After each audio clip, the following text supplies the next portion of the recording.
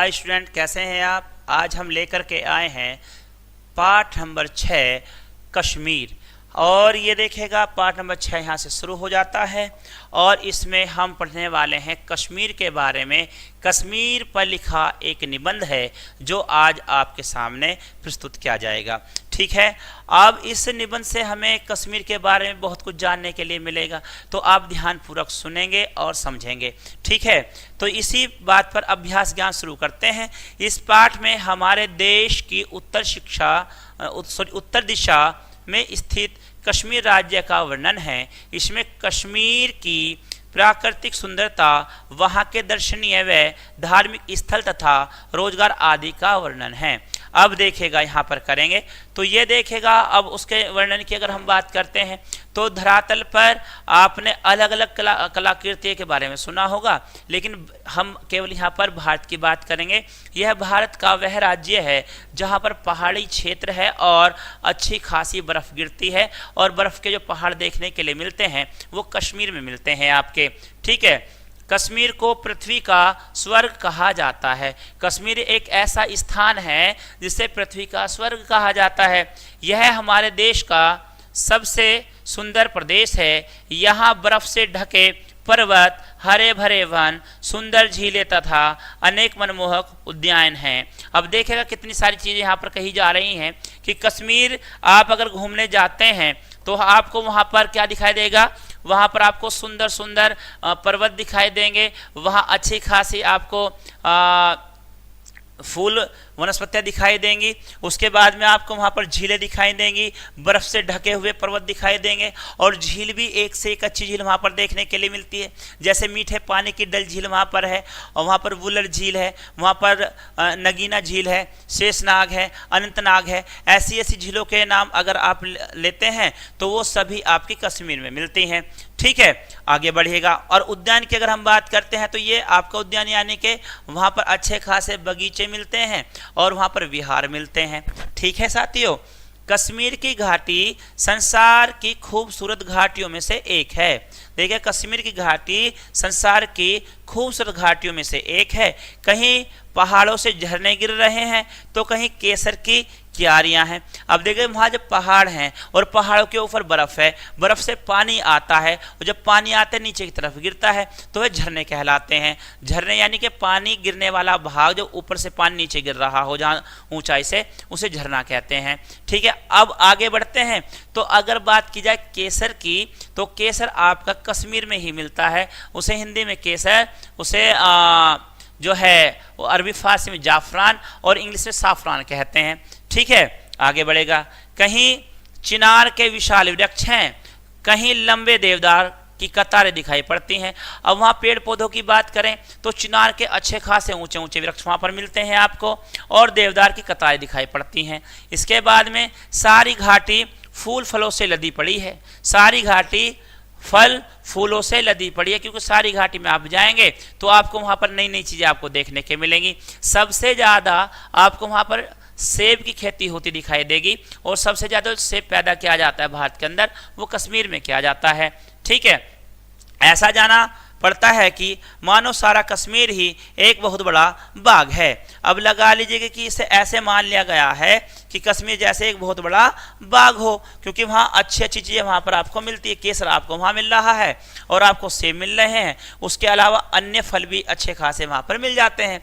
कश्मीर में डल झील, मैंने अभी शुरू में कहा था कि डल झील वहीं पर है आपकी, जिसमें शिकारे चलते हुए देखे जा सकते हैं। झेलम नदी में हाउस बोट है, इनमें रहना बहुत आनंददायक प्रतीत होता है। यानी कि ऐसे ऐसे वहाँ पर बोट बनाई गई हैं, नाव बनाई गई हैं कि ऐसे लगता है जैसे किसी मकान में आप रह रहे हो। मुगल बादशाह जहांगीर को बाग लगवाने का बहुत शौक था। कश्मीर में भी उन्होंने कई बाग लगवाए थे, इनमें शालीमार बाग बहुत प्रसिद्ध है। अब देखेगा, अगर बाग लगाने की बात है तो जहांगीर नाम के मुगल साम्राज्य के राजा हुआ करते थे, जिन्होंने जो है वहाँ पर बाग लगाए थे। 1605 से लेकर के 1627 तक उन्होंने राजा रहने का काम किया, या सौभाग्य प्राप्त उन्हें हुआ। तो उन्हें बाग बगीचे लगाने का बड़ा शौक था। उन्होंने दिल्ली में बहुत बाग लगाए और कश्मीर तक भी उन्होंने बाग लगवा दिए थे। ठीक है, शालीमार का अर्थ है प्रेम। वास्तव में यह बाग सौंदर्य प्रेम का जीता जागता उदाहरण है। इसे मनुष्य और प्रकृति ने मिलकर बनाया है। शालीमार बाग सीढ़ीनुमा बाग है। इसमें लगे हुए आड़ू, बादाम, खुबानी और चेरी के पेड़ बहुत सुंदर लगते हैं। अब देखेगा, यहाँ पर मैंने कहा था फल अच्छे खासे मिलते हैं। यहाँ पर आड़ू अच्छा खासा होता है, बादाम तो यहाँ बहुत ही अच्छा होता है, ठीक है, खुबानी भी होती है और चेरी भी होती है, केसर होता है और सेब होता है। तो यहाँ पर आपको अखरोट भी अच्छा खासा मिल जाता है। तो लगाइएगा, यहाँ पर कितनी अच्छी अच्छी चीज़ें आपको खाने के लिए मिलती हैं, ठीक है। इसके बाद में लाल लाल सेब देखकर किसका जी नहीं ललचा जाता। पेड़ों पर सेब ही सेब दिखाई देते हैं, पत्तों का कहीं नाम नहीं। बाग के बीचों बीच एक नहर है। यह एक सीढ़ी उतरती हुई डल झील में जा गिरती है। इसे देखकर ऐसे लगता है मानो छोटा सा झरना है।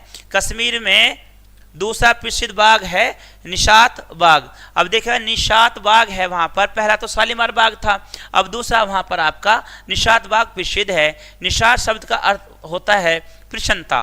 देखेगा, एक तरफ आपने शालीमार का अर्थ जाना, शालीमार का अर्थ होता है प्रेम, और उसी के साथ में दूसरा जो बगीचा वहाँ पर है उसे निशात कहा जाता है, जिसका अर्थ होता है प्रसन्नता।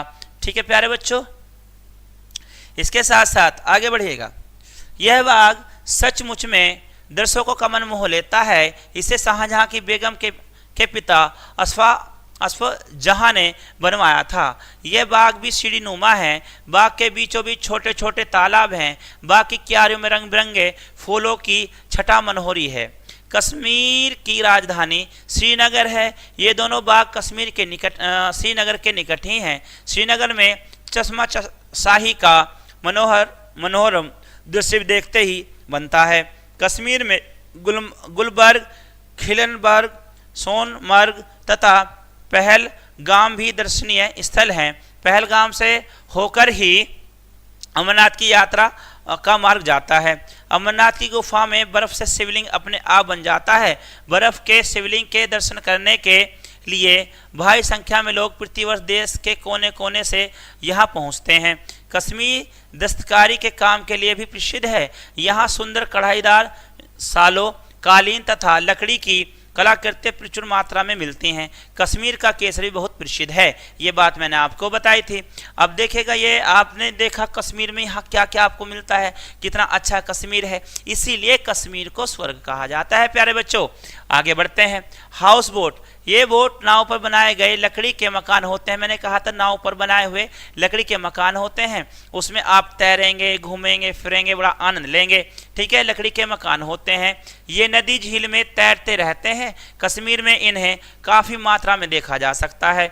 इनके कमरे होटल की तरह सजाए होते हैं। इनमें पर्यटकों के सभी प्रकार की सुविधाएं मिलती हैं। हाउस बोट तक पहुंचने के लिए नावों शिकारों का प्रयोग किया जाता है। हाउस बोट में रहने का अपना ही आनंद है।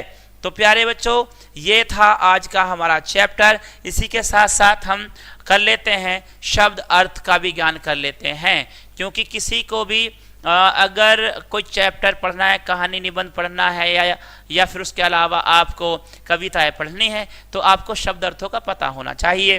ठीक है, पृथ्वी का मतलब होता है धरती, पर्वत का मतलब होता है पहाड़, उद्यान का मतलब बगीचा होता है, विशाल का मतलब बहुत बड़े होता है, वृक्ष पेड़ होते हैं, सौंदर्य सुंदरता होती है, मनोहरी मन हरने वाली होती है, दर्शक देखने वाला, निकट पास की बात करेगा, दर्शनीय देखने योग्य, प्रचुर अत्यधिक और स्थल होता है।